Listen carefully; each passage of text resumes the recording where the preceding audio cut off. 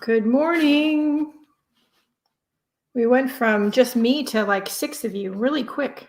Or I'm sorry, 5 of you, 4 of you. I don't know how to count this morning. It's Corona. I don't know what to tell you. Good morning, everybody. How are you all this morning?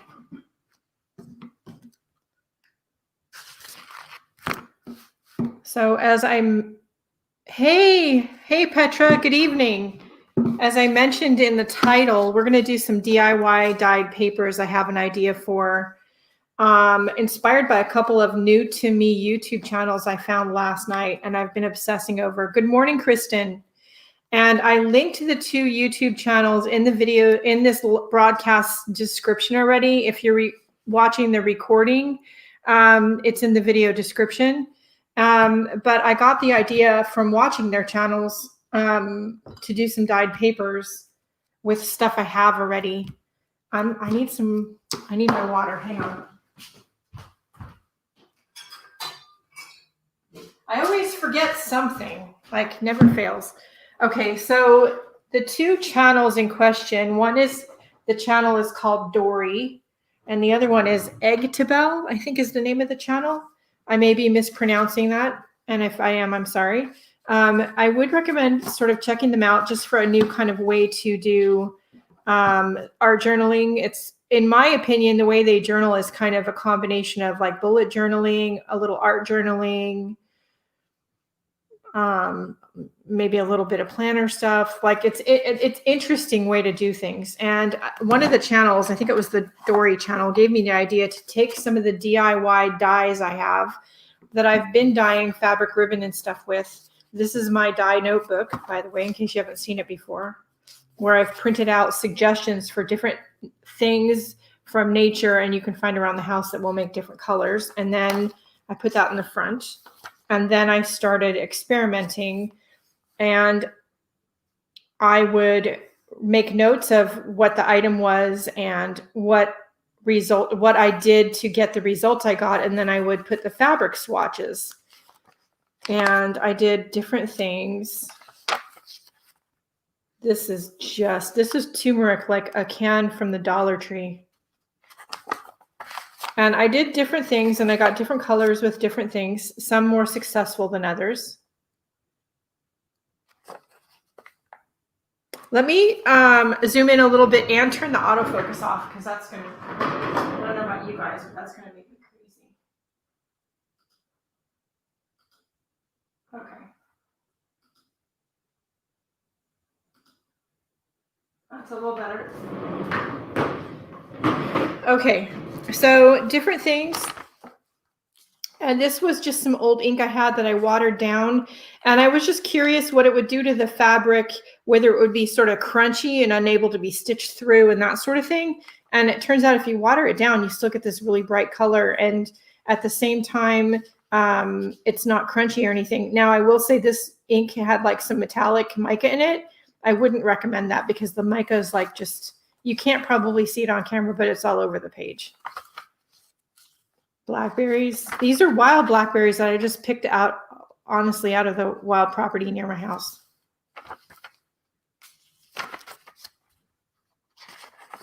So I have this like notebook of different things that I've tried.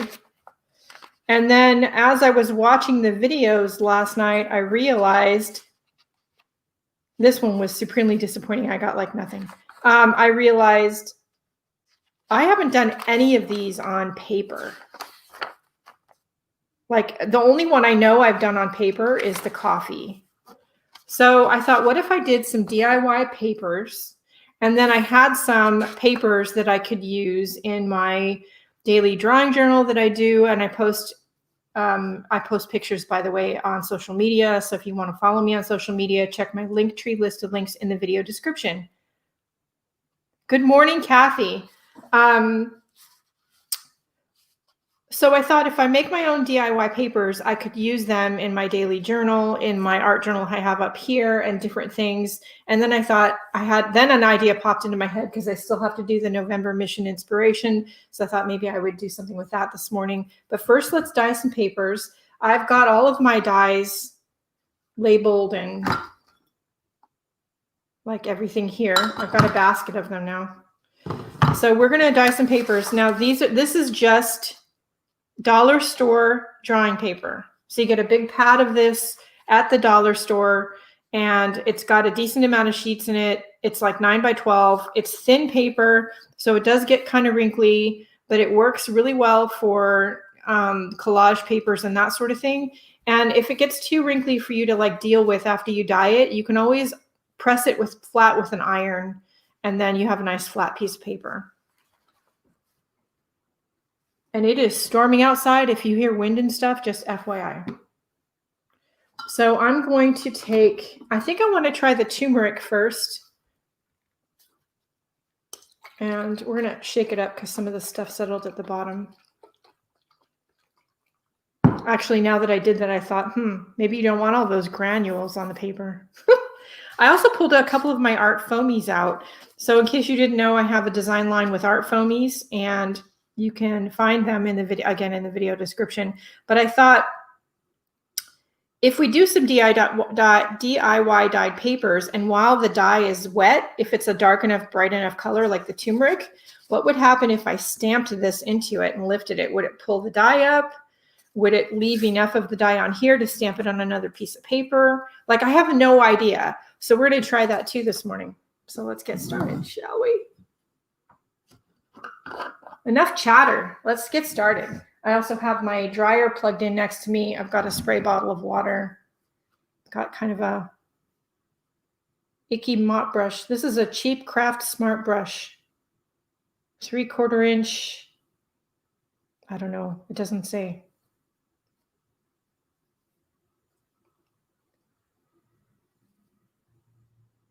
Yeah, Kathy, the same. So for those that don't know, I live next to protected woods and wetlands. And right outside my house is a tree that is approximately 800 to 1,000 years old. And it is very big. And yeah, so it's a little nerve-wracking when it gets really windy enough. I do have it checked like once a year, and it is healthy, but that doesn't mean it won't fall over at some point. So just FYI. So I'm going to grab a rag,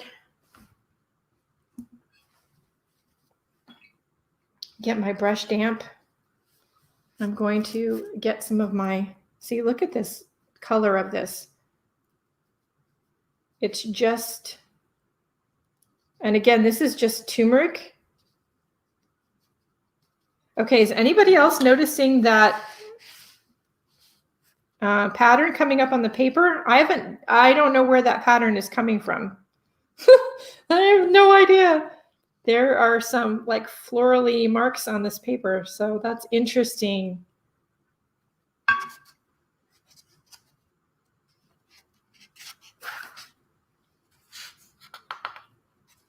Yeah, this is just turmeric, and it does. So the thing is with using these like spices, it does smell like turmeric, and maybe you don't like that smell. Oh, that's interesting. I'm going to move this up here so you guys can see, because you can't see I'm off camera.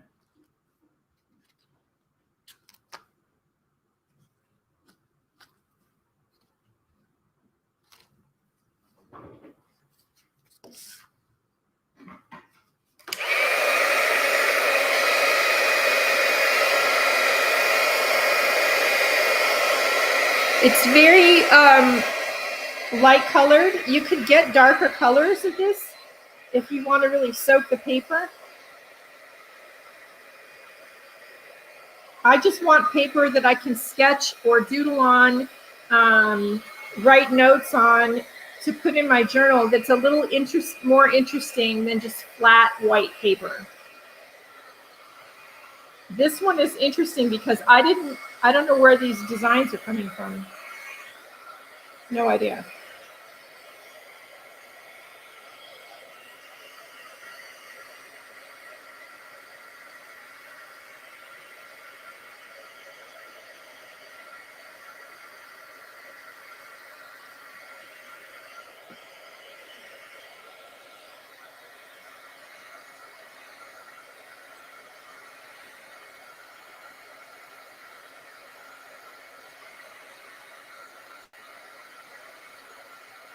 I should get out some of my cookie sheets. Hold on.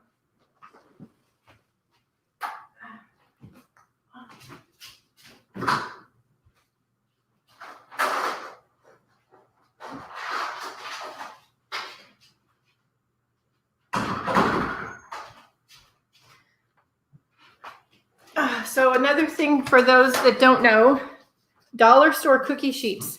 They're great for when you're doing a project like this and you just want someplace to land your wet papers while they're drying. The dollar store cookie sheets work really well. And I have a big stack. Let's do a couple more turmeric papers and then let's do something else that's a little maybe darker. Now with the fabric in the turmeric, I really soaked it in the dye for like 4 days. And that's how I got such a bright yellow color.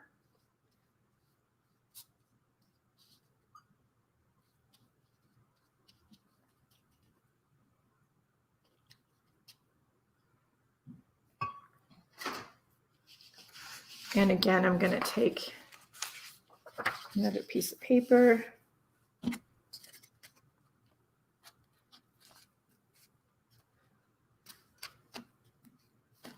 And it's very faint. I don't know if you guys can pick it up on camera.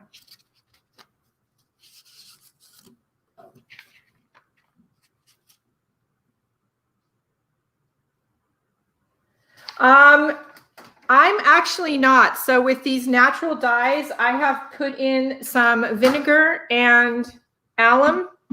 I have not had a problem with the dyes molding. The only time I had a problem with that was with the coffee one, and that was before I put anything in it. When it was just coffee and water, then it did mold. But like this is the wild blackberry. This has been in here for, I don't know, how long ago did I start that dye project late? Some of you know, 2 or 3 months ago in the middle of COVID. And this is not molded at all. There's no, literally there's no, if you look, I don't know if you can see in there on camera, but there's no mold. So I boiled whatever it was, like with the blackberries. Let's look at my instructions, shall we? Because this is why I write them down, because I can't remember exactly what I did. Let's find the page. Here we go. So I used about 2 cups of wild blackberries to 4 cups of water with 1 or 2 tablespoons of alum. To be honest, I didn't measure. And about a half a cup of vinegar. I boiled the blackberries in the water for about, I don't know, a couple of hours until it got really nice and dark. And then I strained off the blueberries and then I added the alum and the vinegar and mixed it well. And then that's what I soaked the fabric in. This has been there. All of these have been sitting here and I don't see where any of them have molded.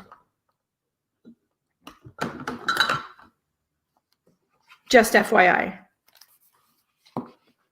Now, I live in the Portland, Oregon area, and it is so a cold, damp, humid climate, sort of humid. I don't know, Kathy, what would you call it? You live up this way. So I don't know what it would be like in a different climate, but for me, I haven't had a problem.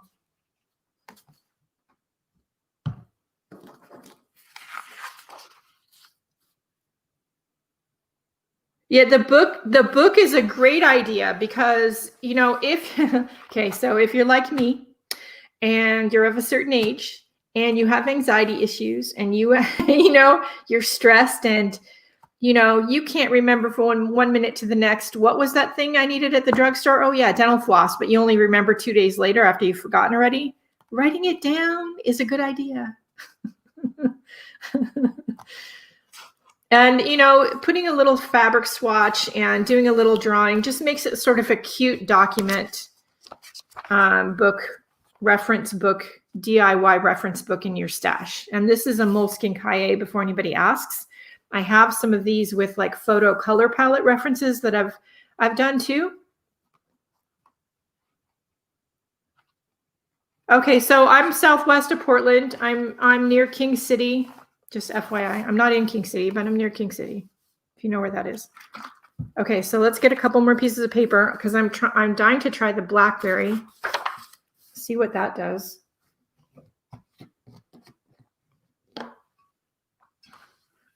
I know it's humid enough for me to need to put damp rid in some of the closets where we have like papers stored and like my daughter's wedding dress and stuff like that. And damp rid is one of those things that for whatever reason are hard to find at the stores right now. At least when I've gone to look. Now, one thing you could do is like crumple these papers up while they're wet and then spread them out to dry. That's going to give you some interesting texture.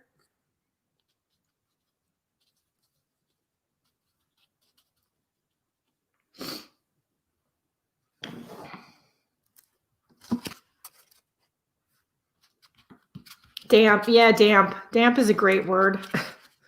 Or as I tell people, it's the land of much water, many bridges, and no direct route to anywhere. But we love it though.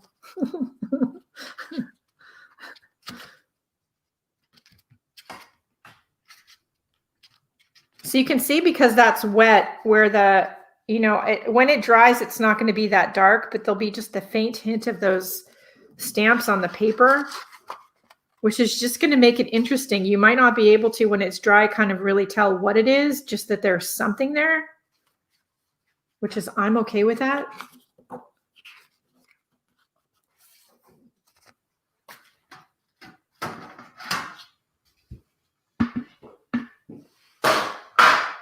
And it might turn out that I am really happy with these dies on fabric, but not so happy with them on paper. I have no idea because I haven't done these on paper. And it might be that I need to do them on paper, but a different way.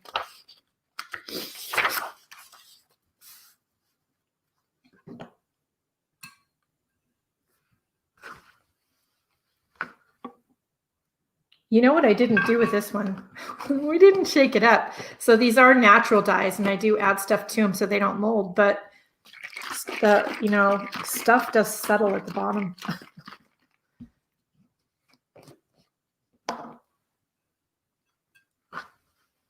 And the one I really want to do is the coffee, because I've done coffee dyed paper before. Yeah, see, look at the color difference. I've done coffee dyed paper before. For some reason, I either can't find it or I don't have anymore. Chances are I've got some somewhere. I just can't find it because, you know, it took me quite a few minutes yesterday to find where I'd put my mask pattern yesterday. I need to make some more masks because I sent off the last of the spares.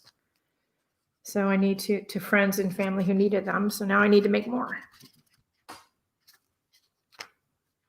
Okay.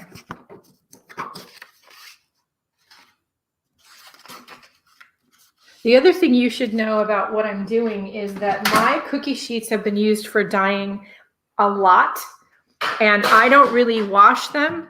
So when I'm making dyed fabric or paper, some of this that's on the bottom of the cookie sheet is water soluble. So it will lift up and go into the paper or the fabric and create something unintended but interesting. I'm okay with that.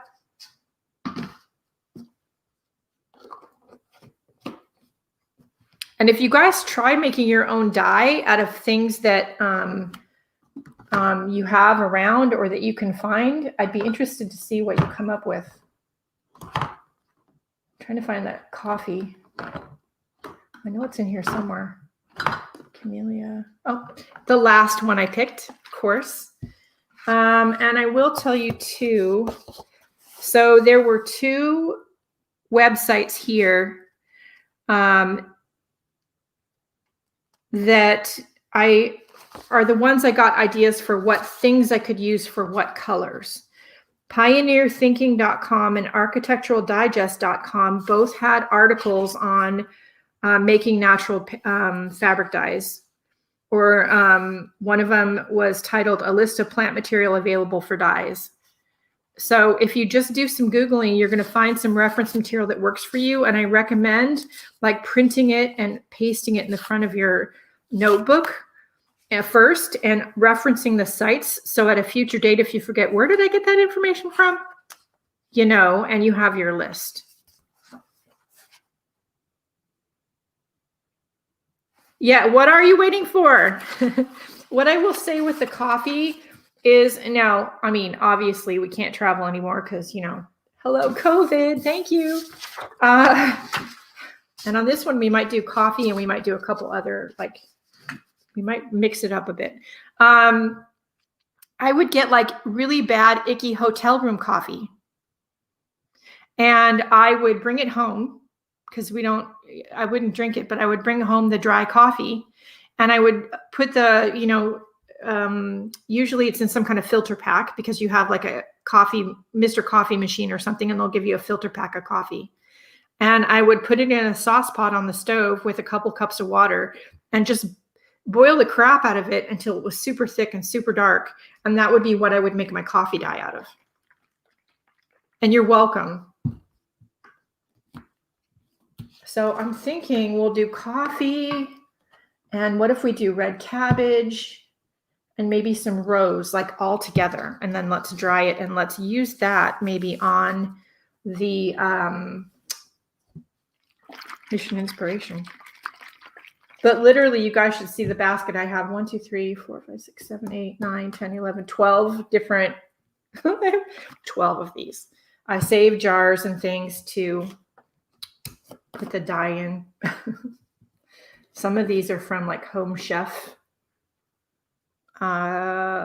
meal kits.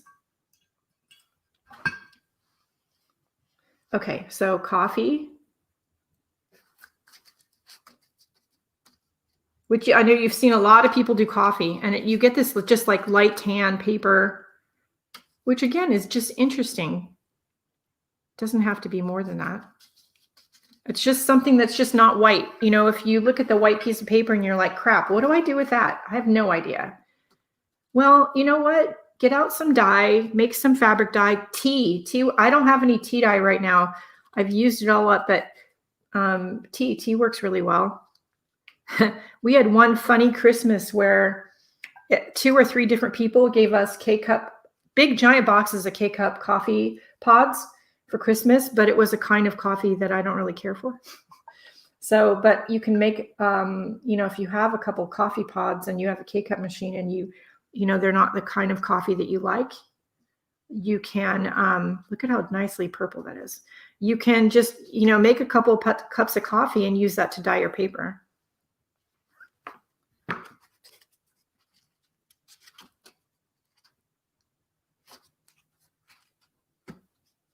Okay, that sealed the deal. I think I was going to do coffee, but I'm thinking I want to do red cabbage. Because holy cow, that was a good color. Okay, wait, we need a couple more pieces of paper.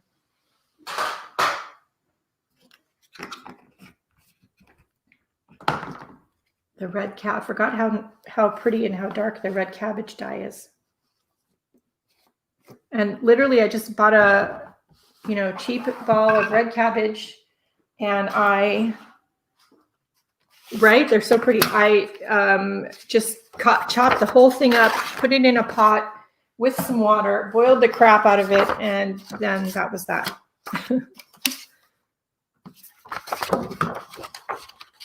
Yeah, so you can mix your colors and make your own, especially right now when we can't get out to the shops.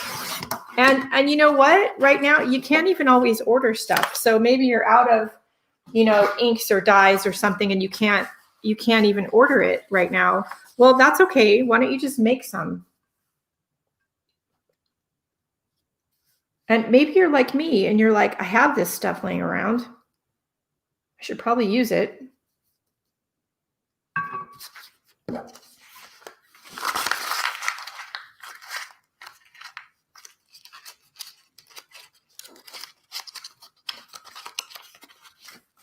Now, the one thing with this drawing paper, if you're going to do what I just did, is you want to be really careful because here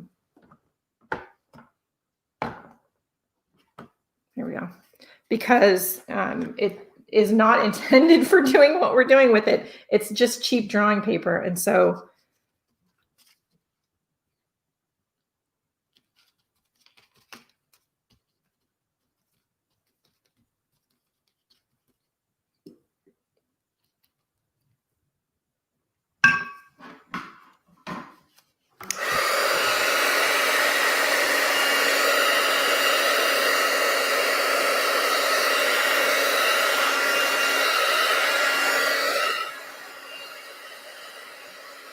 This is making a really pretty purpley gray color, which was not what I expected, but it's a pretty color.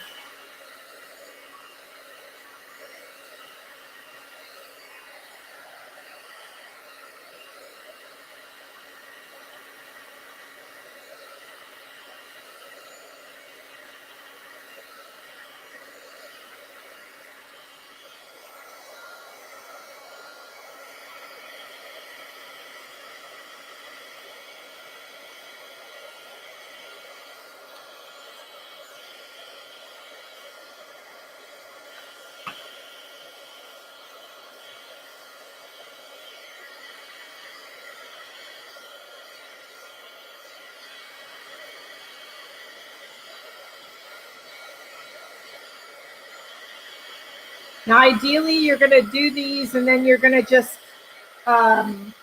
set them aside and let them dry naturally. You're not going to force them to dry quickly because you're not going to be live like me. And or have the forethought to plan ahead, which, you know, I only thought of what I wanted to do literally like 10 minutes before we went live. The dollar store is a great place to buy, you know, different spices and things to try to do some DIY dyes with, whether it's tea or instant coffee or turmeric. I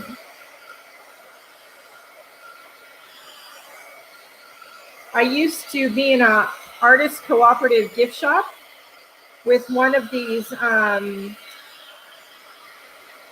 Hey, Lisa.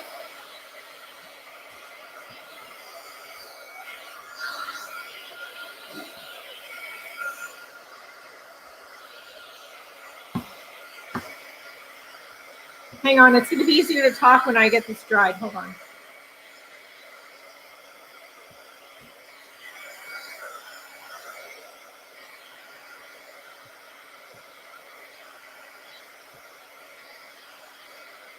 Okay, this is really interesting paper.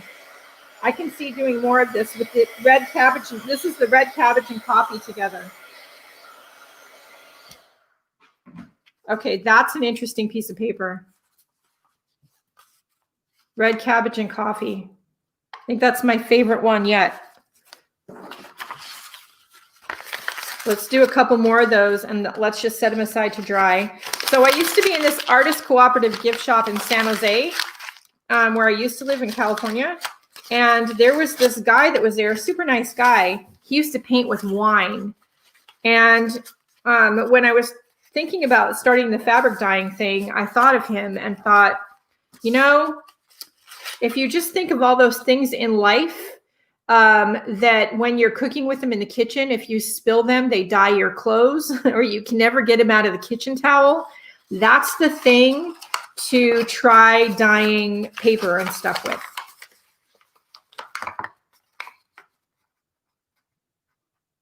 Yeah, so don't get them at the Dollar Tree, Kathy, and our whatever dollar store. Now, different dollar stores are going to have different kinds, and they're not going to always have them in stock. I need one more cookie sheet. Hold on. But if you see them, or if you're at the dollar store for something else, go down the food aisle and see if they have any spices.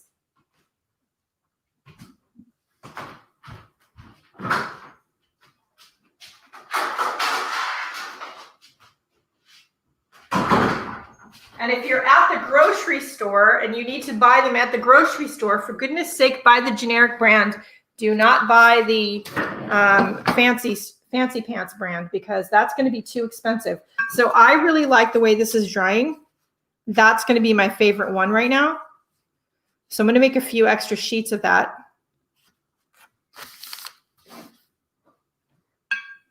And then we'll work on Mission Inspiration. And, you know, I have a couple, most of you know, I have a couple of Facebook groups. And if you are a member of the group or you're friends with me on Facebook or social media and you have questions about, you know, doing the dyes or anything, let me know. Let's have a chat. Maybe if you've been experimenting with dye, you try something new and you get a really good color, share it because, oh my gosh, we probably all want to know what it is. So I'm going to just do a stack of papers. I'll post later when they dry what they ended up looking like. but I'm literally going to just do this. In fact, I might forego the brush. Now these papers will probably pick up some of the green that's in the sheet, but that's okay.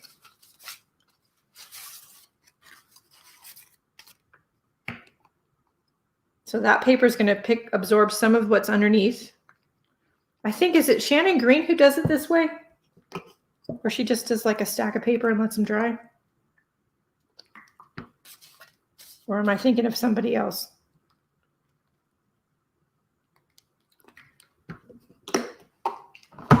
Now, if you're going to do DIY dies again, I do recommend, just from my experience, adding some alum and white vinegar to them, or they will, in fact, mold. I know that from experience.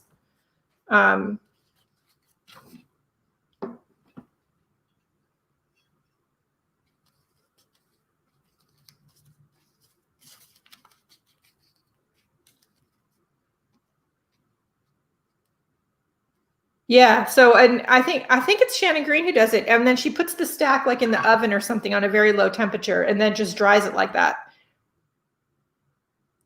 How much do I add? So I add about, I do about 2 cups of water, and then when I'm done boiling it, I filter off, of course, all the chunky bits, and you just have the colored water. And then I add 1 to 2 tablespoons of alum. I just dump it in, to be honest. It's probably more like 2 tablespoons of alum, and about half a cup of white vinegar.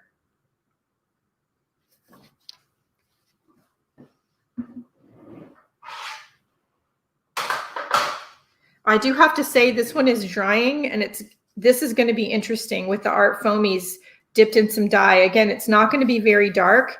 It's going to be very light. I like the way that's turning out too. If I end up making more papers, don't be surprised, people. Okay, we need to dry this a little more before I can do what I want with it.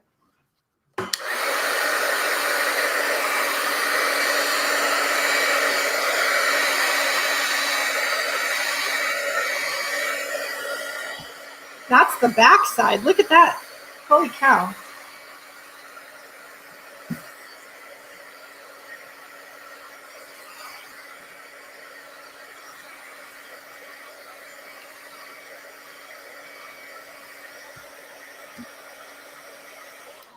Okay.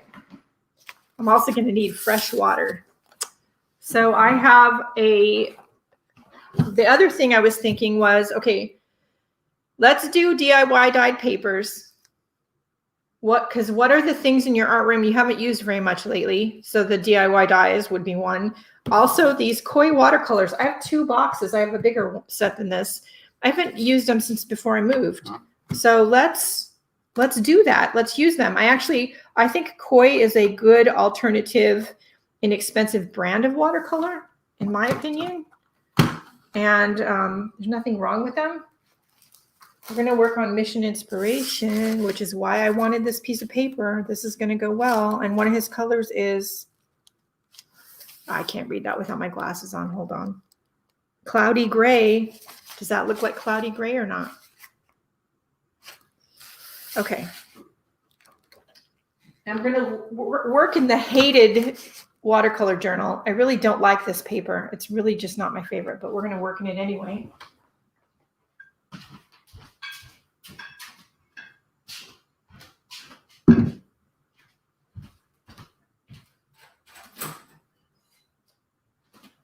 Grab some fresh water.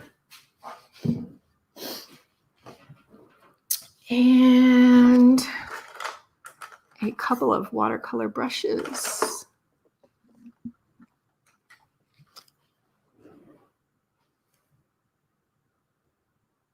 Okay, thanks. Do they smell like vinegar? Yeah, they do a little bit.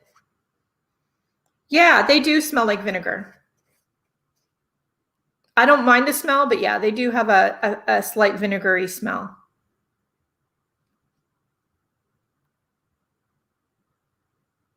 Yeah, so the koi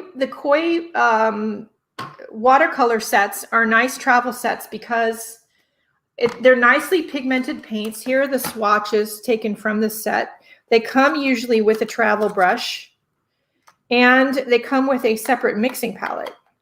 They actually travel very well, and I've taken this one traveling.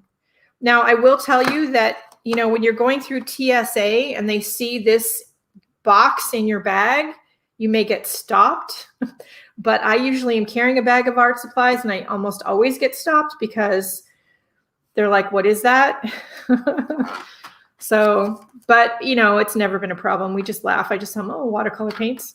Then we have a chat about the fact that I'm an artist and, you know, all that thing, all the things. But yeah, these travel really well. And you have a nice wide range of colors here.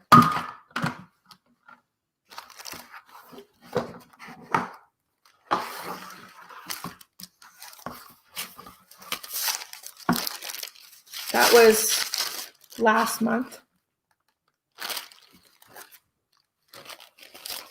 So we're going to protect that and cover it up because I'm a messy painter. I've said that before. So these are just pieces of deli paper. Thank you. I was trying to think of what there was a word I couldn't think of. Okay. Put our brushes in the water. So now I have my DIY piece of paper, dyed piece of paper, which I wanted. I have some twine, some lined paper, a piece of a paper bag, the inside of an envelope, a couple of feathers, and my mission inspiration prompt thing, which says fly. I can't read all what that says. Let's be real. It says flying high. The words are soar, wings, fly, balloon, feather, and the colors are sky blue, cloudy gray, and sunset salmon. Now, Mike has a Facebook group for his mission inspirations that you can find very easily. Just go to Facebook and find and type mission inspiration. You'll find it. And he shares these prompts and videos freely. He, like most of us right now who just do YouTube and stuff like that, are kind of struggling for income because of the pandemic. So I know he could use your support if you're able. Yeah, the koi are very budget friendly, and the koi you can get at Michael's or Joann's. So if you are going to buy a koi watercolor box because you want it in your stash or you need to upgrade your, whatever the reason is, it's none of my business, use a coupon. And their coupons work on their online store. And so you can just order it through their website and use the 40% off coupon. So the first thing I'm going to do is I'm going to put the prompt. I usually put it at one end of the page. I need my glue stick. I rearranged my, oh, there it is. I rearranged my Lazy Susan thing that's on my desk and I forgot where it is.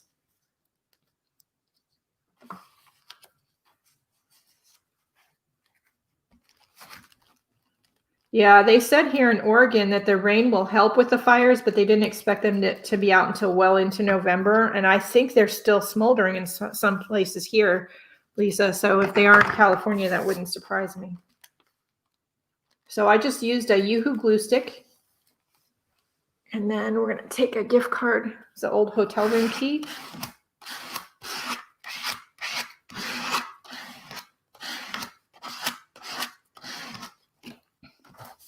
Okay.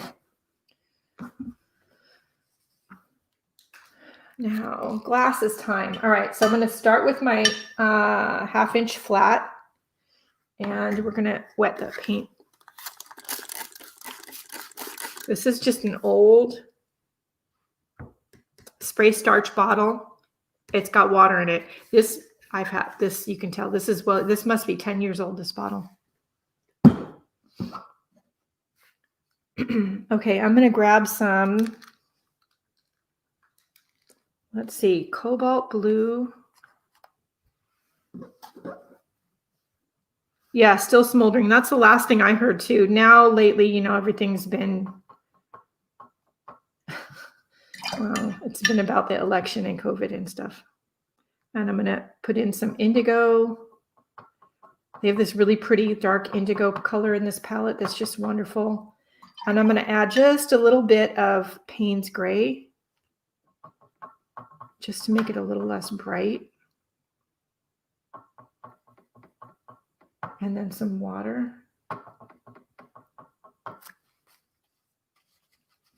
Now, one of the things about this paper is the paint doesn't really do what you want it to very easily. I'm used to working on, kind of nicer cold press paper, and this just isn't it. So I usually get frustrated trying to get the paint to do what I want it to, like right now. I usually can get something that's interesting like the skull, but it's usually a little more work.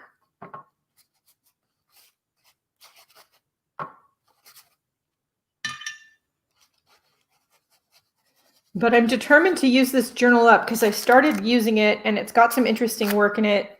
And I'm determined to use it up. I won't buy another one though. I prefer Strathmore or Moleskine cold press watercolor notebooks, just FYI. Or what is the other one? Canson.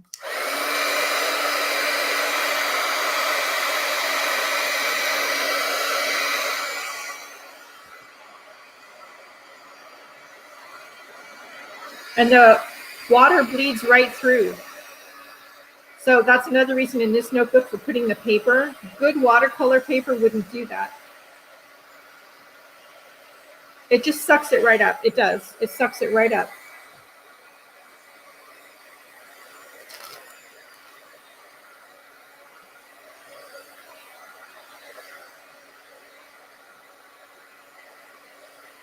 I wanted something less blotchy, so I'm not really surprised I didn't get that. I almost stuck the dryer in the water tub. That would be bad. All right, so we're going to take some, I think we're going to start with the Payne's Gray.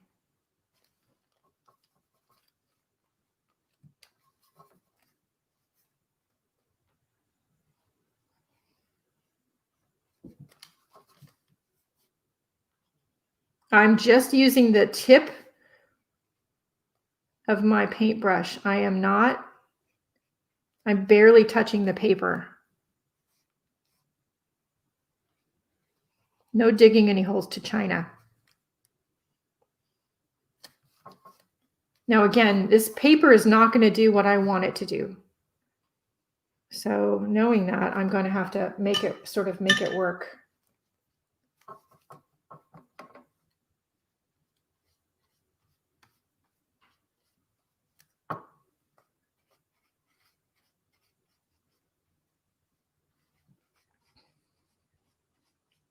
And maybe you're the kind of person who loves this kind of paper. Maybe you love, so fun fact, I also don't like working on hot press paper. Maybe you love it, but you don't know that until you try it. So I will say you should try different things, but I will also say that a lot of times, well, when we're not in COVID, you can go to your, proper art supply stores. They will have demos and things. And a lot of times at the demos, they'll have free samples of things like paint samples and paper samples, but also these days you can get samples of things directly from like Canson, or sometimes, Jerry's Artorama or Dick Blick. They will have sample packs of like different kinds of paper, watercolor paper that you can try. So you can get the sample pack and then try a bunch of different kinds of paper and see what works for you. I have no plan for what color this obviously bird shape, in case you didn't get that, is going to be. I'm just going with my instincts.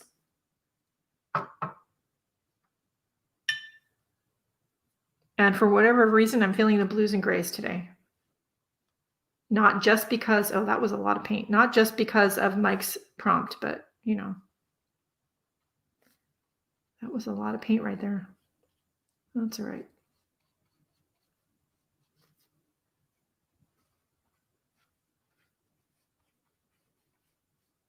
We'll make it work.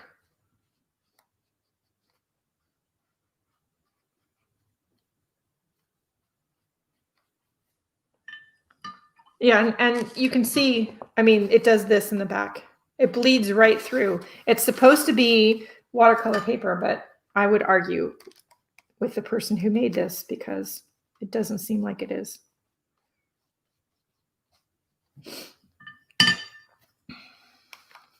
Let's go with just the black. So I learned a long time ago from one of my favorite art instructors, Pauline Agnew. If you haven't heard of her, she's from Ireland, and you can Google her. She teaches some really great online courses. But anyway, she said, don't be precious about any of your lines. You know, you can always bring it back. She's not wrong.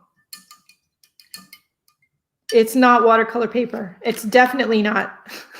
I would not call it watercolor paper because every time I try something on it, I get the same kind of thing.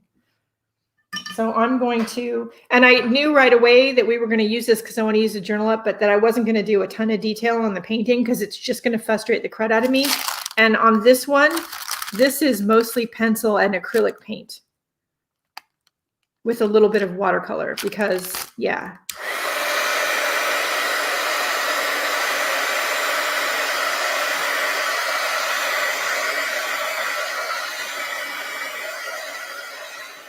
I think sometimes it's more interesting if you just suggest your shapes than you actually go into a lot of trouble with a whole bunch of detail.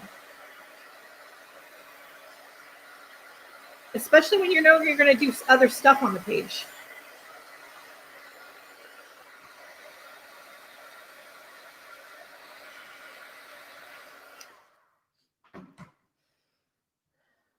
Okay, I'm going to, I could grab a white gel pen or a white pencil because it's not like I don't have them here on the desk, but we have the koi set open and there is a Chinese white here and their white is very opaque. And I just want to add a couple of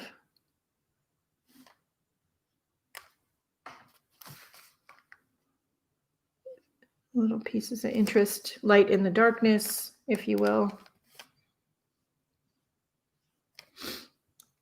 Some of these lines you are not going to see on camera because they're going to be too, the contrast isn't enough.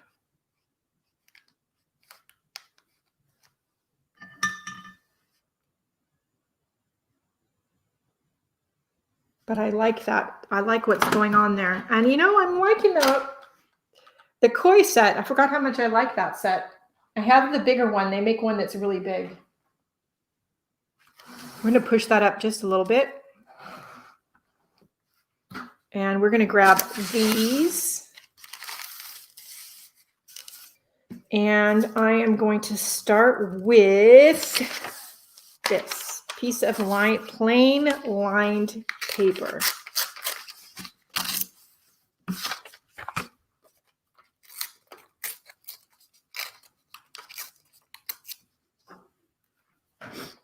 And we're going to tear off a piece. And I'm going to grab this.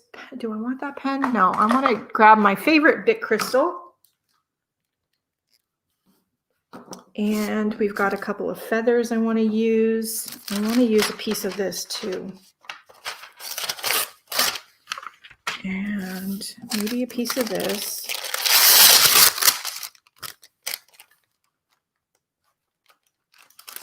Ooh, now question, do I want to have it flip out? Oh, maybe. Maybe. Maybe. I need a cardstock. Or a tag. Tag might work.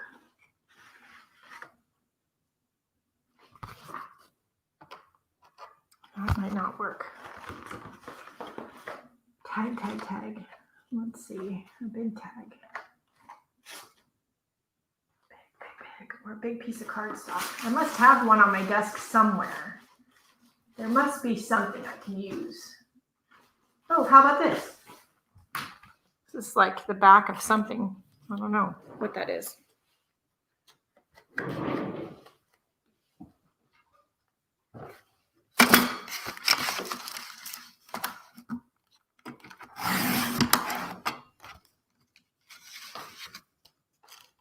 I'm just eyeballing it.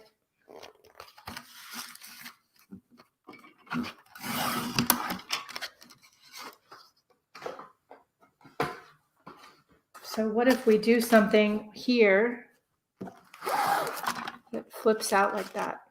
I like that idea. Okay.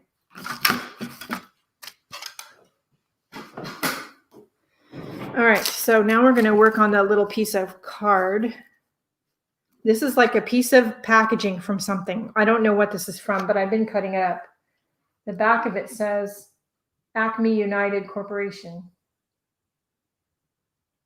No idea. Okay, so let's put this on here.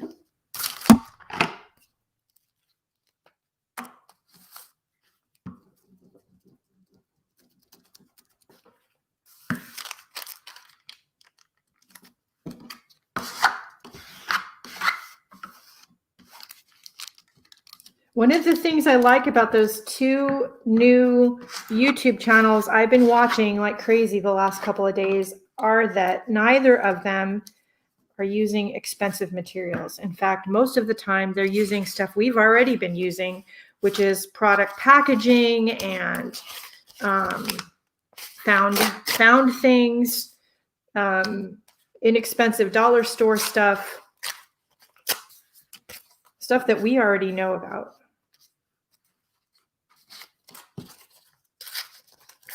I said, yeah, Acme as in Roadrunner. That's what it says, Acme. I don't know what it could be from the back of anything, to be honest. I don't know. If I find it, if I'm opening products, any products, whether it's office supplies or art supplies, and I think the packaging is interesting, then I save it to use for art projects. And I just got some more art foamies in, literally yesterday, and they came wrapped in glycine bags, and so I saved them all.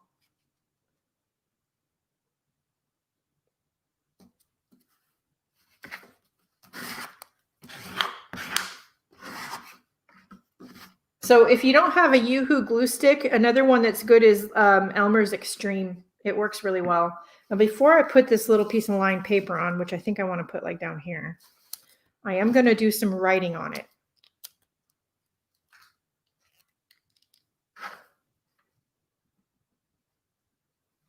I'm going to zoom in.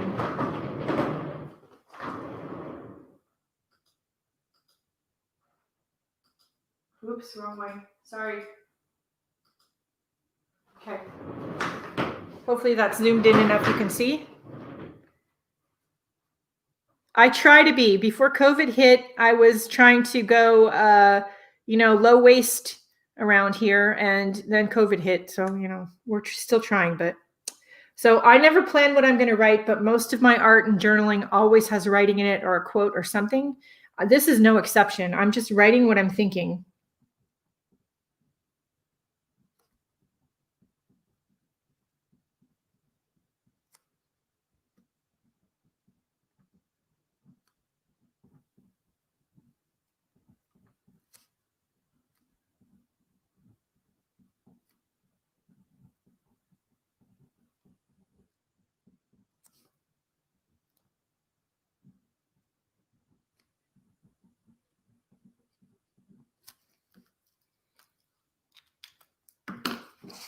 And then I'm going to put that on here.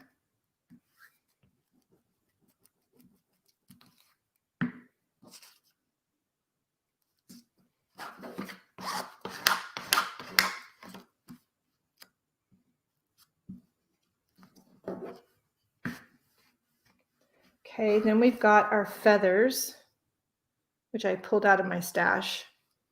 So if you don't follow me on social media, you wouldn't know this yet, but I lost my keys over the weekend, partly because I was being absent-minded, artist Gina.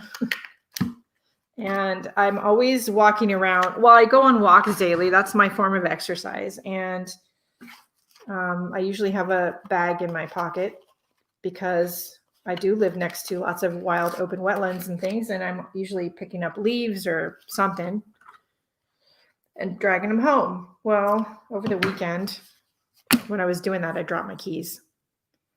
And so, anyway, my point, I did find them, but my point is I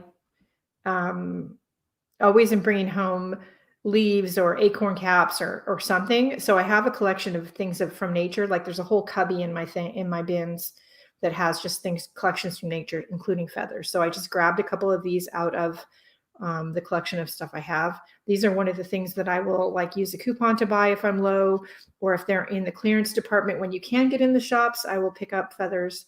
It says fly free, fly high, be brave, and go wild. So this is a piece of just, I don't know, baker's twine, hemp cord. Yeah, we were out walking. We ran into very sweet neighbors, despite COVID and the fact that, you know, everybody's terrified and we should all be, you know, socially distancing and everything. They helped me look for my keys. They didn't know me from Adam. We'd never met before. And they helped me look for my keys. We did end up finding them. It was raining. We were kind of worried we'd be ending up standing out in the rain waiting for a locksmith because husband didn't have his. I only had mine. I have a lanyard for my keys now, just FYI. So the lanyard lives on my keys now. And the key chain in question had my house key and the 2 mailbox keys on it. So it would have been really expensive to replace. The kids who have a spare key and are only 10 minutes away weren't home. They were, in fact, visiting Polly's family, so they were quite a ways away. And my parents are over 2 hours away. So, yeah, it was going to be not fun. But, you know, it's COVID, so don't know what I expected. So I'm just kind of unraveling the ends of the hemp cord because I think that's going to be interesting. And I'm going to trim it a little bit because they're kind of long.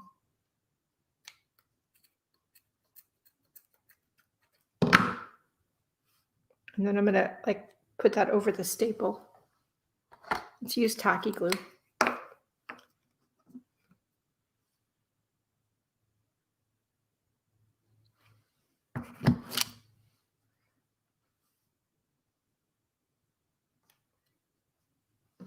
We'll just hold that for a second. Does anybody have any questions yet? Because if you're like me, you have a ton of questions. I always have a lot of questions. I like this because the blue-gray sort of colors that are in this paper that we just did, which again, I'm loving this color and I'm probably going to need to make more of this paper because that is very cool.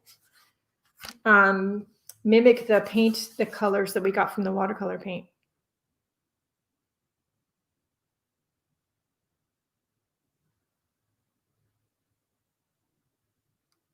Don't forget to like, share, and subscribe, you guys. That does help my channel out a lot. I know there's not a ton of people watching right now. I keep trying to throw things in the garbage can, but it's covered in cookie sheets. I like that. And then you'd still be able to see the prompt. Yeah, I like that a lot. I'm wondering if I want to add a little bit of brown over here though, to like tie them in. But I think first thing I need to do is I need to get some tape to tape that on. I wonder if I have some tape that I'll be happy with using. That's a joke, people. I have a giant collection of washi tape. Well, not giant, but it's decent size. I'm sure there's something over here that'll work. Oh, maybe that one.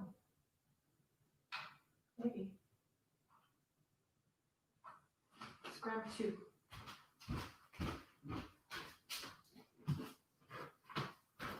I have these 2. I don't know what they are. I've bought most of my washi tape I've had for quite a while. And yeah, one has mathematical formulas on it and one has text. Yeah, the key thing was going to be horrible. I have never lost my keys before. So fun fact, I've lost my wallet a few times in my life. That wasn't fun, but I've never lost my keys.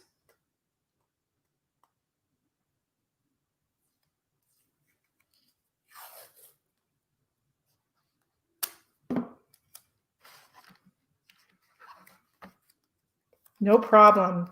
And I appreciate you guys liking the video. So we're going to put this in. Leave a little space so it closes nicely. Thank you. You know, it's fun just every now and then to, even though I don't like the paper, you know, it's kind of a fun challenge to figure out what I can do with it that I'm gonna like. That's kind of a fun challenge.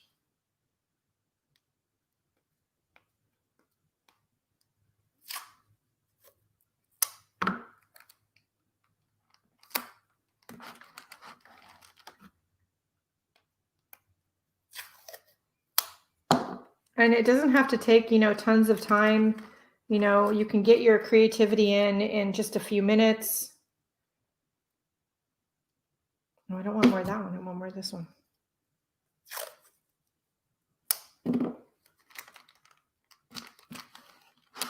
See, I like the way that looks a lot.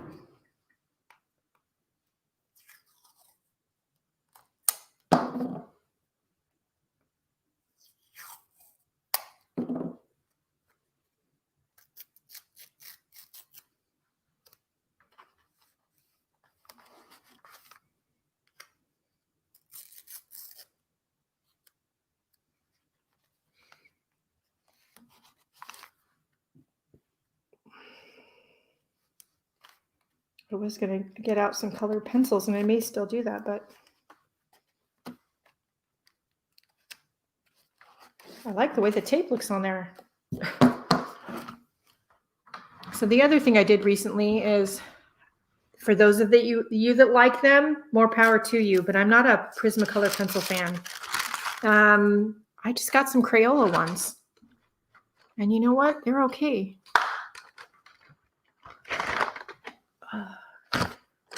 We have a million colors. Well, not a million, you know what I mean. A million's an exaggeration, but a lot of colors. And they're inexpensive. You can get them at, of course, you can get them at Amazon, but you can get them at Target or, you know, heck, Fred Meyer, Kroger, wherever you happen to be.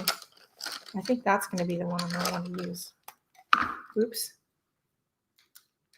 What color is this one?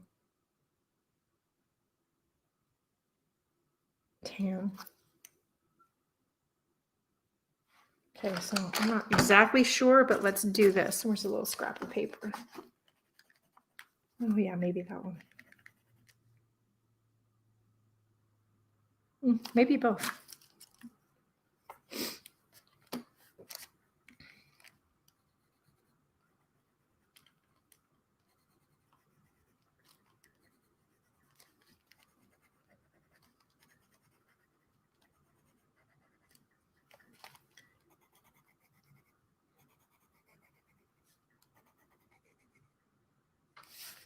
So yeah, I said Crayola. These are just Crayola pencils.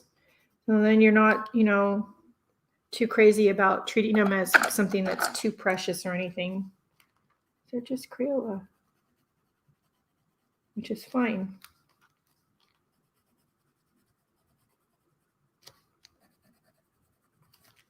I'm not thinking about the marks I'm making. I am thinking about where I'm placing them because I don't want them to detract. I want them to add to, but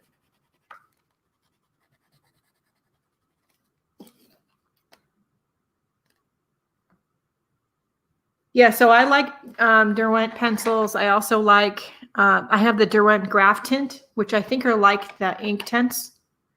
And then I have Stabilo. Though Stabilo and Derwent tend to be my two favorite brands of pencils, proper art pencils. And I found not a huge, but I found a stash of them I didn't know I had when this whole thing started. And this whole thing being COVID. And I thought I'd try them for the month of October, and I ended up keeping most of them. I got rid of some of the graphite pencils, but I kept most of the other ones.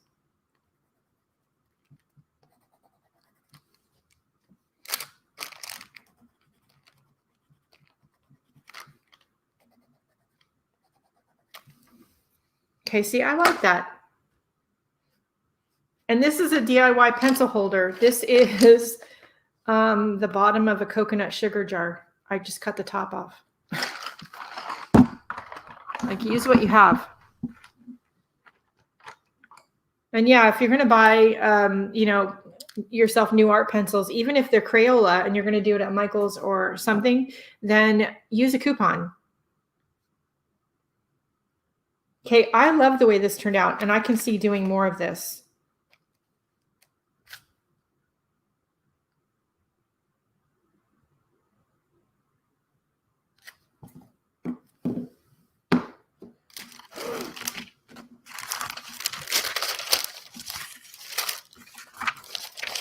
And this is just a piece of lined paper notebook, just for those people wondering.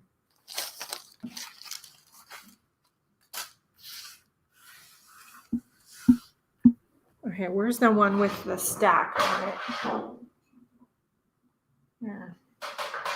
Yeah, these are drying, but they're drying very nicely.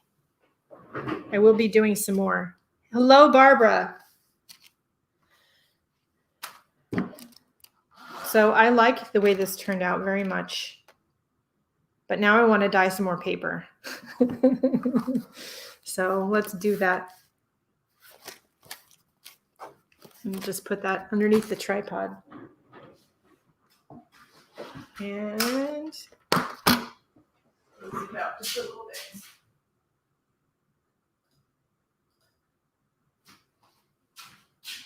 I need another cookie sheet.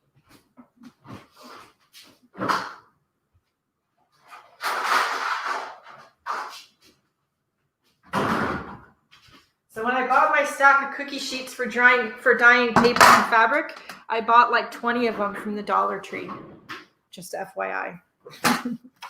So I have a huge stack of them. I just kind of went in with a, you know, budget of money and bought a bunch of things like cookie sheets. The cookie sheets allow you to dry the stuff without like hanging it and worrying about it dripping somewhere. Yeah, cardboard box works. Old plastic jar. Cut these about in half.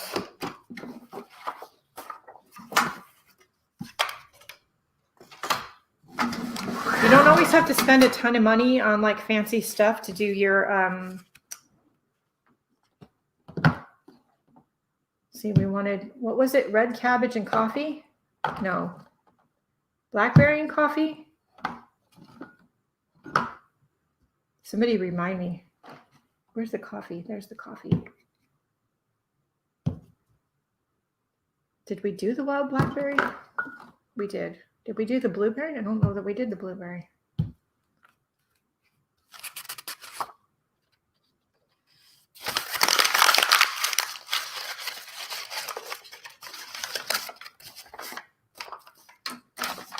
Yeah, the wide mouth spaghetti sauce jars are great. Cabbage and coffee. Okay, I'm really. We'll try some blueberry too. I used to save. You know, which brand is it that the jar is actually a mason jar, and you can reuse the jars actually to can things like tomatoes and stuff. I used to back in the day when I was doing that, which has been a long time. I used to reuse them for that.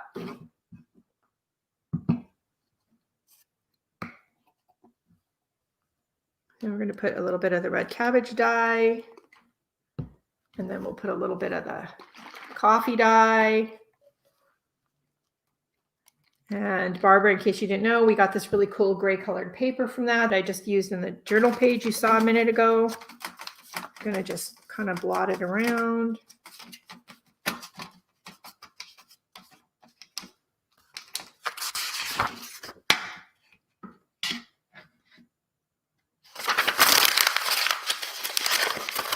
These pads of dollar store drawing paper are another thing that I'll go in with like a budget of, I don't know, $10 or $20. And I'll buy, this is one of the staple things that I buy that I always have here in the art space, is the dollar store drawing paper and the cookie sheets.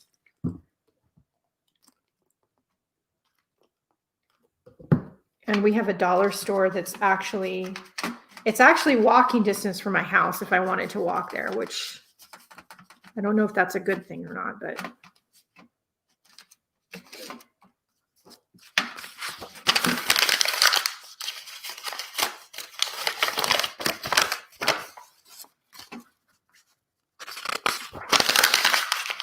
And I have wire shelves on either end of my art room desk. And so I just will put the cookie sheets on the shelves and I'll just leave them there. They're out of the way. They can just be there to dry for however long they need to. I only tend to use the heat gun when I'm on camera, just FYI. Sometimes if I'm in a really big hurry, but yeah, not generally. I like that.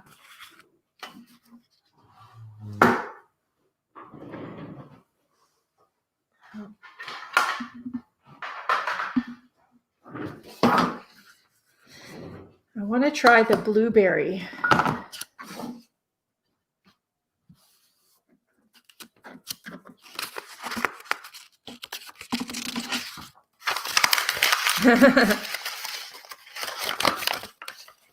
Yeah, I don't disagree with that, Kathy and Barbara.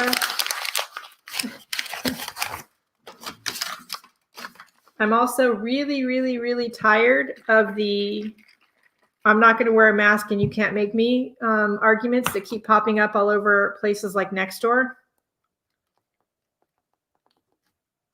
Because that's really old.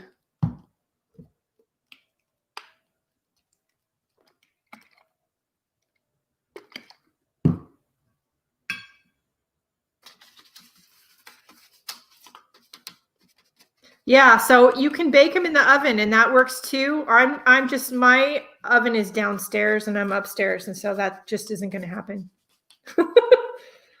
Can you see me dragging all of this downstairs? Like that's going to be just, my middle name is not Grace.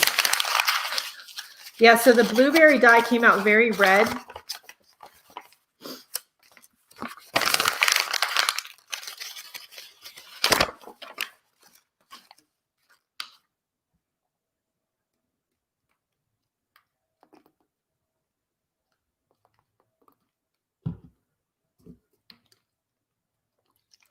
I like these colors mixed with the coffee. I don't know why, but it's interesting.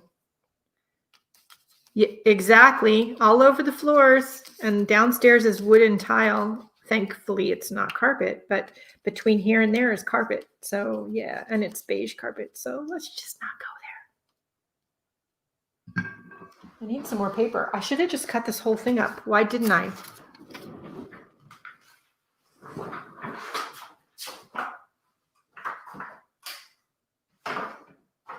I'm going to cut it up over by the computer because there's no room on the art desk now. This is what happens when you start doing something like dye paper.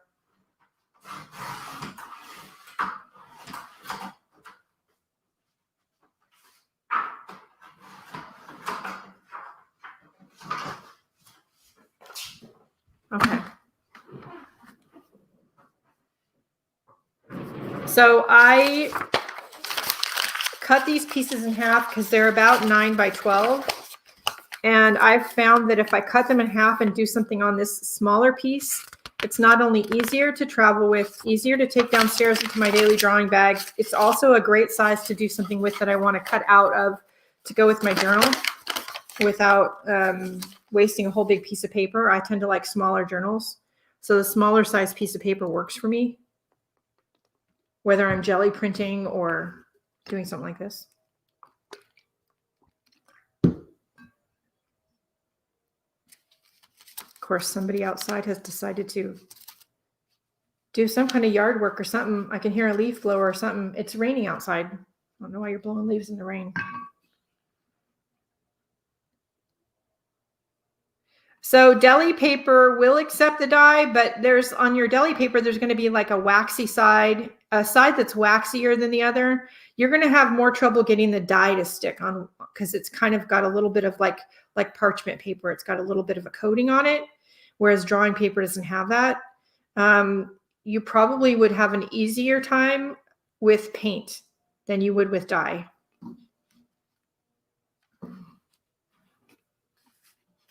Okay, I want to kind of use this as like an ink palette because I'm kind of, the color is interesting. So we're going to, what are we going to do?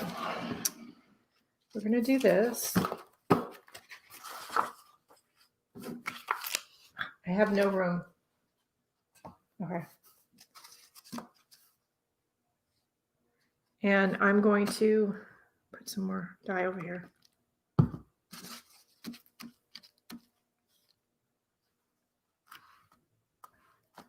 Because, yeah, I want some of that.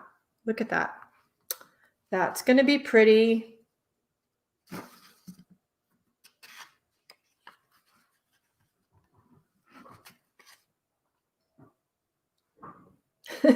I literally like have no room for anything. You can put a stencil between the layers. I've put leaves between the layers. Look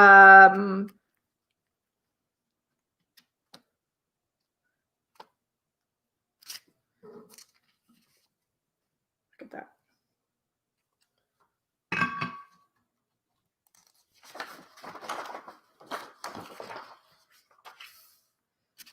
Anything flat. You could put feathers between the layers. You could put ribbon between the layers. It's going to not only pick up some of the dye if it's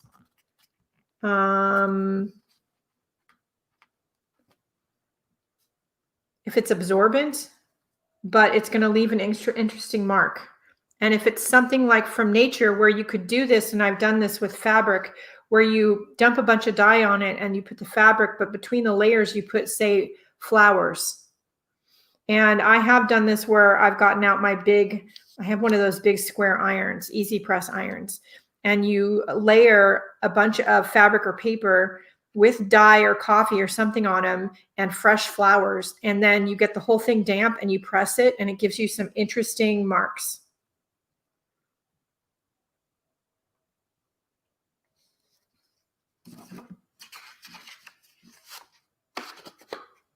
So you can, if you don't have an oven, so that's the way I should say I don't do it with drying it quickly. So the way I have done it drying it quickly is I've done it with using an iron. And you could do lace, you could do anything. I usually, when I've got the easy press out, I usually do a combination of paper, like a layer. I'll get the fabric wet, like with water, and then I'll put a towel at the bottom, and underneath the towel is one of these Teflon sheets. And then I'll put on the top of the towel, I will put a layer of fabric. And then sometimes I don't do it with the towel. I shouldn't say that. So I have some of these Teflon sheets that are heat resistant. And so I'll do the Teflon sheet, then I'll do damp fabric. Then I'll put one of the homemade dyes on the fabric and just spray it or sprinkle it on, some fresh flowers, then a piece of paper. Then I will get that paper on the backside wet with some more dye and water, and then some more flowers, and then another piece of damp fabric. And I'll just do the layers like that until I've got, I don't know, 6 or 7 layers deep. And then I'll put another heat resistant mat, and then I'll get the whole thing underneath the easy press iron and just basically heat and steam the crap out of it. And it leaves really interesting marks.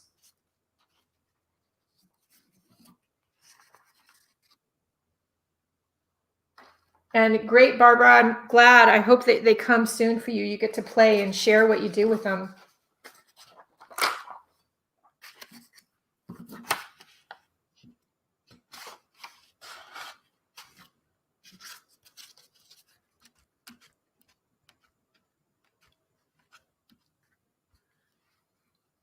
You could also do it with like cheesecloth. That would be interesting. Cheesecloth would be good.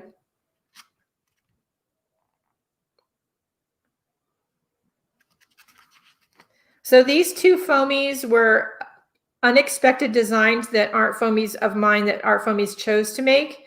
I didn't know they were going to pick these. These were both stencil designs originally. And I basically gave them access to a bunch of different designs I have, some that have never been in production. But anyway, they chose these 2 in addition to the zombie dolls. And at first it was like, interesting choice. Now I can see why they did that, because yeah, it's a good thing.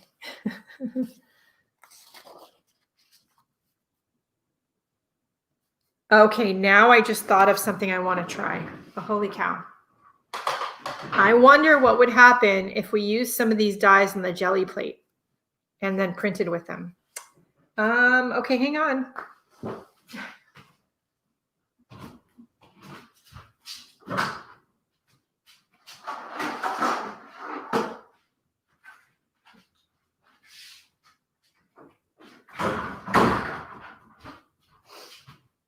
And I'm just going to get out the rest of my cookie sheets because at this point I'm going to need them. So.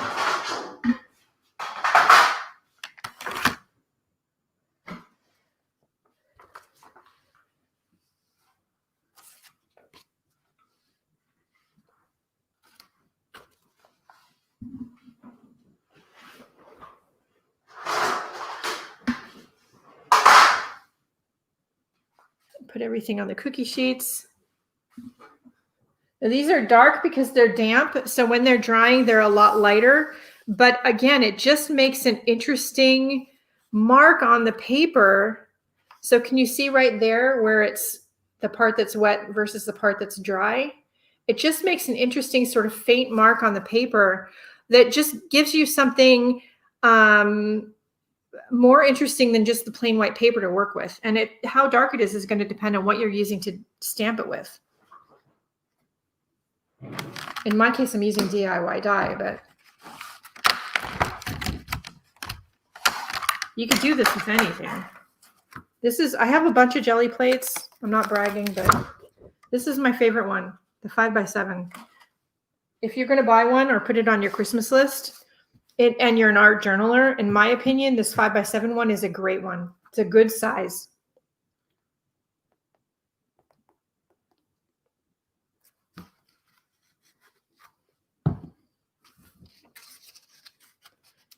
So what my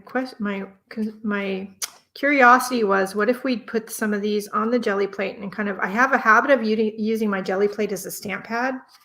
Would it pick up more pigment or less pigment?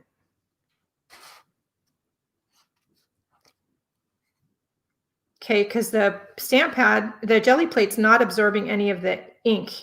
So more of it's coming out on the paper, which is what I was curious about. Won't really know for sure until it dries, of course.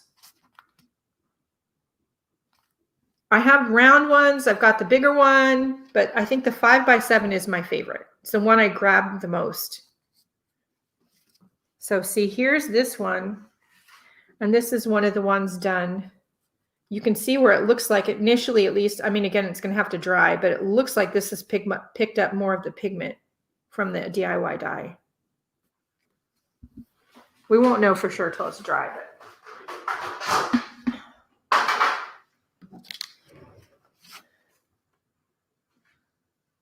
And of course, because you have the dye on that jelly plate, you could just do this.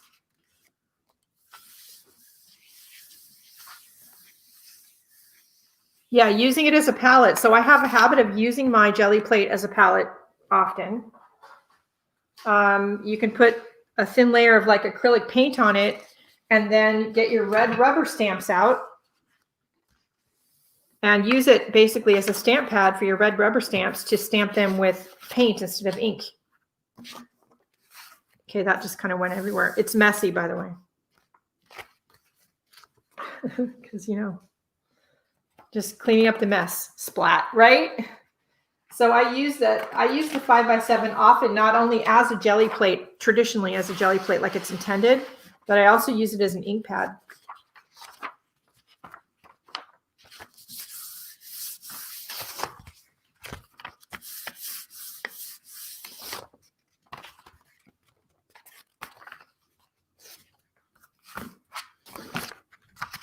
It smells like vinegar in here now.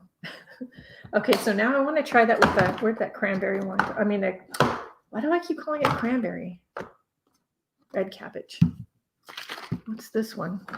Oh, pepper.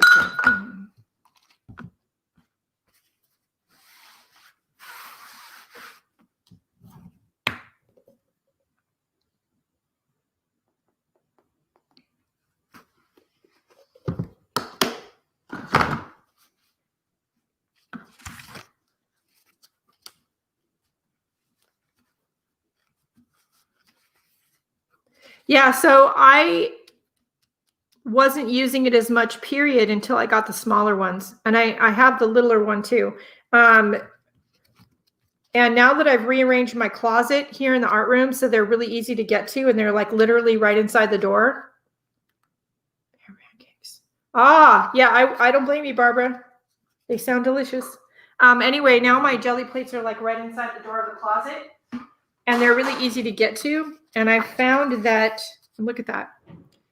I found that keeping your supplies at arm's reach so that you don't have to go digging is going to ensure that you use them more. Now, if this is working with DIY dye, you could get much darker colors by using actual ink. How interesting would that be? So maybe you don't want to be bothered making DIY dye. Just get out your, if you have some inks or some fluid acrylics.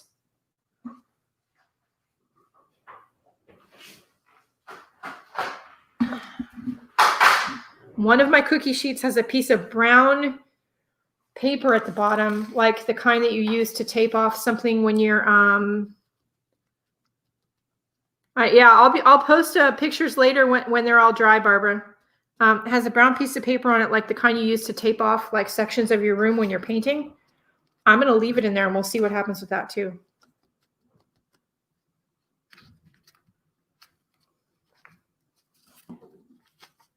Yeah.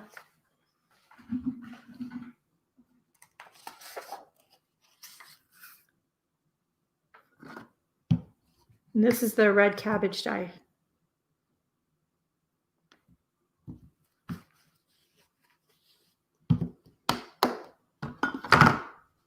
I will say if you're going to make DIY dyes, these kind of flip top lids, these are like sauce containers. These are really great. Something with a flip top lid like that. Yeah, it's working really well. And these two art foamies of mine, these two designs of mine that they are making, these are both really great background. They could be focal points, of course, but these are great background shapes. And I sort of like these like light colored patterns. I was very intrigued by the light colored patterns.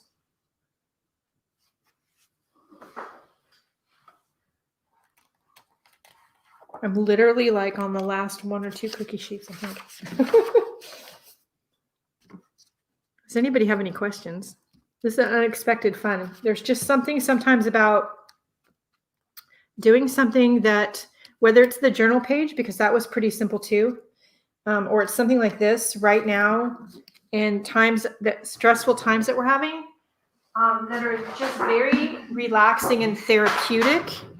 And you know, I will often be here in the art room. I will turn the radio up, or I will have one of your all YouTube channels playing in the background and be catching up on videos while I'm stamping.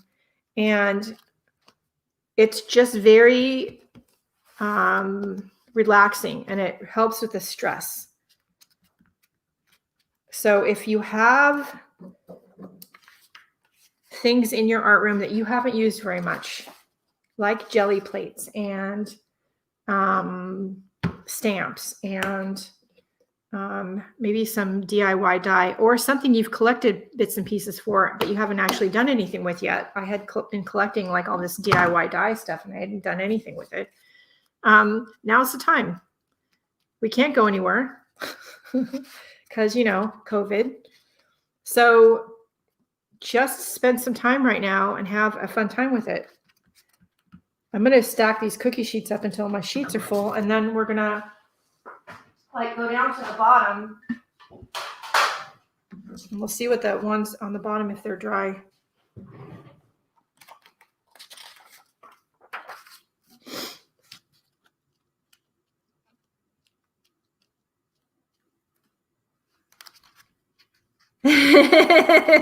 Oh, good. I appreciate that. I could be better about these lives and like do a scheduled thing and all that, but you know, I don't know that I have the brain power right now for that.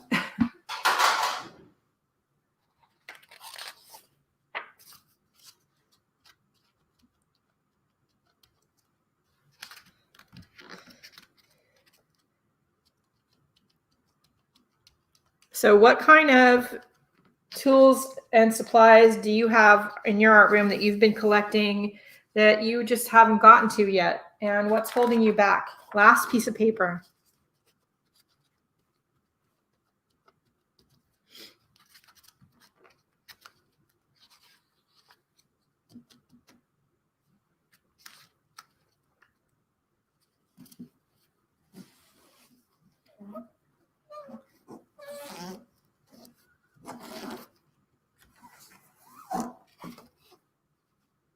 Okay, I will have to clean that in a bit, but let's see if we can dry this one with the heat gun since I have it here and plugged in.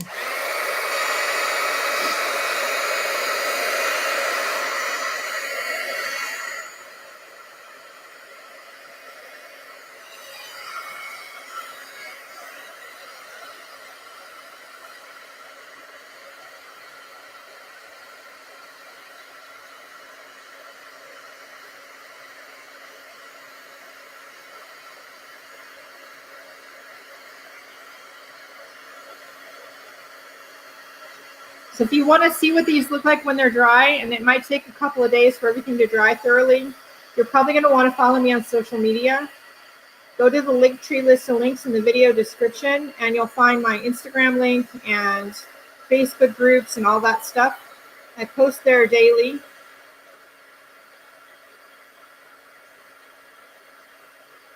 Okay, that's dry. I was worried it would like disappear on the paper when it was dry, but it didn't. Look at that.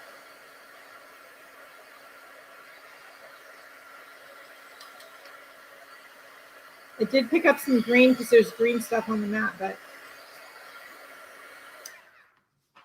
okay, look at that. That's dry. That's the red cabbage. These are going to be fun.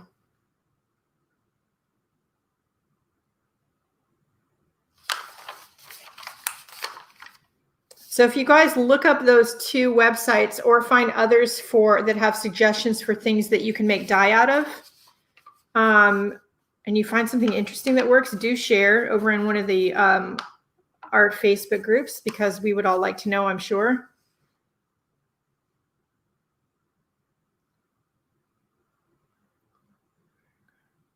Yeah, so that's what I'm talking about. So we all have supplies like that, Kathy. You're not the only one. That we bought them way back when because we wanted to try them. And then for whatever reason, in my case, then I'm usually like, well, they're too precious. They were too expensive. I shouldn't use that. I should use something else.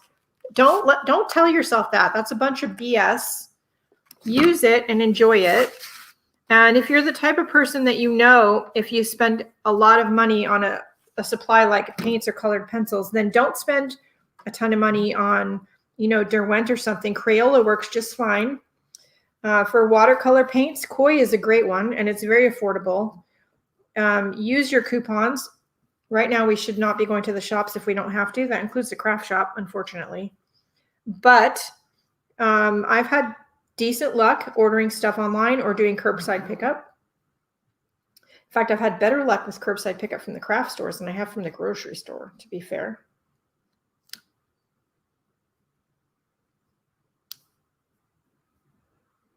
Yeah, it would be very interesting to let them dry and then do another layer on top. What would happen with that? And this is with the art foamies, which literally this was a last minute, like 5 minutes before I went live. Ooh, let me grab a couple of those art foamies and see what happens with the DIY dye. Like, I had no idea if it was going to work or not. Guess what? It does. And this is a great, so can you see like what I did earlier where you just tear a little piece of this paper off and maybe you do some writing on it, or it's the background for another, like some feathers or something else on your page. How cool would that be? Yeah, the Koi set comes with the water brush. So let me put this away. Oops. Bumped the camera. So the Koi set comes in different sizes with different amounts of paint in it. 1, 2, 3, 4, 5, 10, 20, 30. This has 30 colors in it. And it has a brush. There's different sizes of these boxes.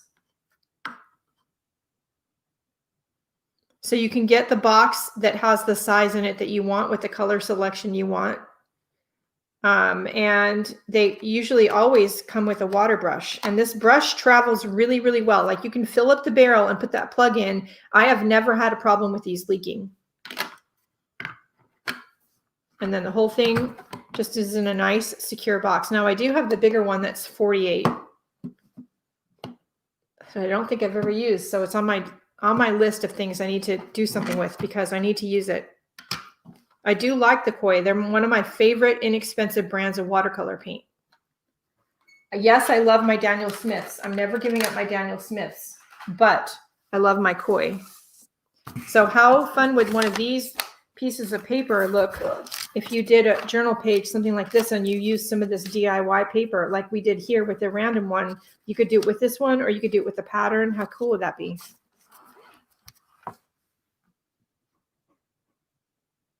Use your coupons, ladies, no matter where you live in the world.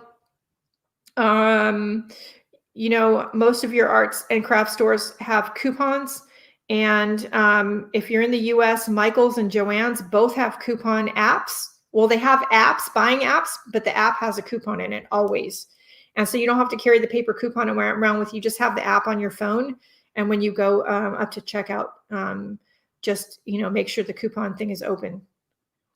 A Prima are good sets.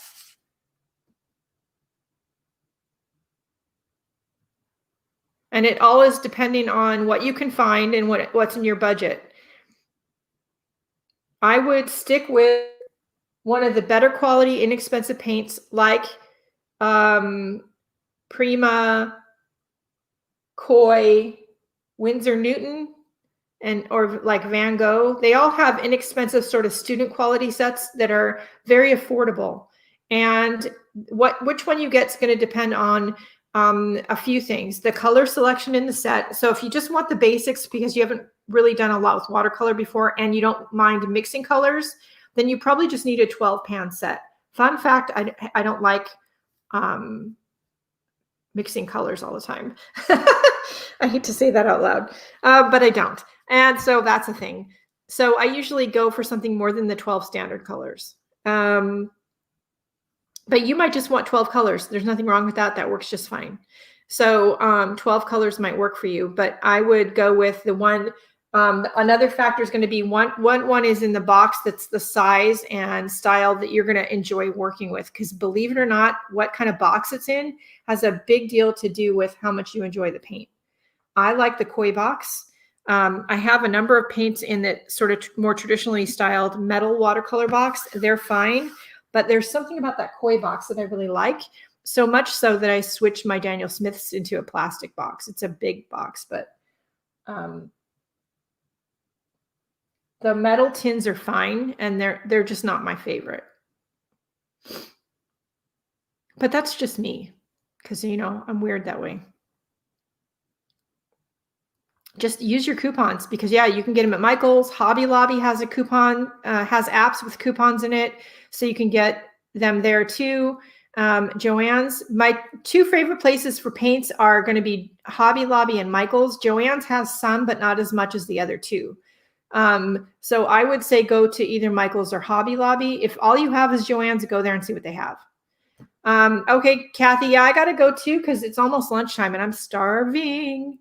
All right, that's it for today. I'll post some pictures later on what our papers look like when they're dry. That was a lot of unexpected fun. Don't forget to check out the video description for relevant links, especially those two new to me art channels I found here on YouTube. They don't need my help sharing their channels. They're pretty big channels. I don't know where I've been, but check them out because I think you'll find at least part of what they do inspiring. Don't forget to support your free support your favorite content creators here on YouTube and over in the Facebook art groups how you can, whether it's joining their Patreon or YouTube membership or donating to their tip jar or shopping in their Etsy shop. Most of us have a way to do that. Mine included.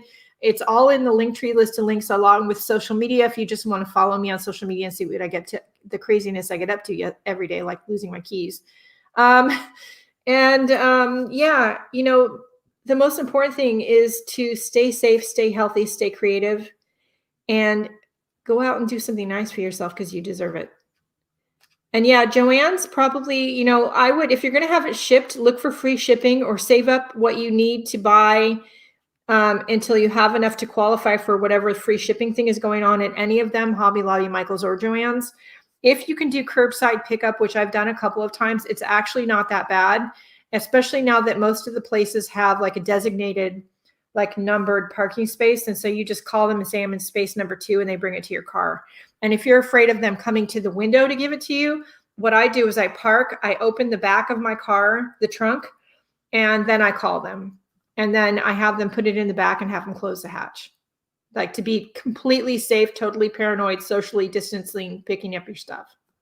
I do wish I had one of those cars where it had a button to open the hatch and close the hatch, but I have an older car. It doesn't have that. You know, we also have a fairly big art community. So if there's something you can't find or that you need, you know, reach out to the community. You know, if you're connected with a group of friends the way I am on Facebook, you know, very often, you know, I'm like, you guys, where can I find? Because I need, and, you know, sometimes I'll buy it from one of my friends and get it from them and pay for shipping because, you know, that's just the way things are right now. It's 2020, but, you know, we try to help each other out as we can. And so that's also an option. So reach out to your community and make sure you have a community. And, you know, one of the reasons I keep a Life of Art and Self-Expression, the Facebook group, open is because it is a, or I try to keep it as a happy, supportive art community. I want it to be a supportive art community for you all, and through the tough times and the, you know, happy ones. And although we keep discussions of politics off of that page. So if you need something, or you need support, or you need help with something, or you have a question, put it over there, put it in that Facebook group. And you can always private message me. You can always DM me. My contact information is all over the place. All right, that's it for today, guys. I'm going to go have some lunch. I hope you guys have a great day. Don't forget to do something nice for yourself because you deserve it. And I'll see you next week, 10 o'clock next week. Hey, Keisha. Oh, I'm leaving. You came so late. I'm leaving. I'm on here from 10 to 11:30 every Tuesday, unless something comes up, and I usually try to let you guys know that, but I'm usually here every single Tuesday, 10 to 11:30. The recording will be up on YouTube in just a few minutes, Keisha. So you can just give it a couple minutes to process, and then you can watch it. I did find a couple of new to me art channels I think everybody might find interesting. And yeah, welcome, welcome, welcome, welcome to our little community. All right, yeah, pencil it into your calendar, 10 to 11:30 Pacific Daylight Time. I'm in Oregon, so you got to keep that in mind. So 10 to 11:30 my time every single Tuesday. You know, unless the world blows up, or, you know, I end up with more root canals. Let's hope not, because I've got too many of them already. Or something else like that. Let's hope not. There's enough stuff going on. We don't need anything else like that right now. All right, everybody. I'll see you next week. Have a great week. And if you guys need anything or you have any questions, again, don't be afraid to DM me. My contact information is all over the place. Check out the video description. I'm all over Facebook and Instagram and all that stuff. All right. Bye, guys.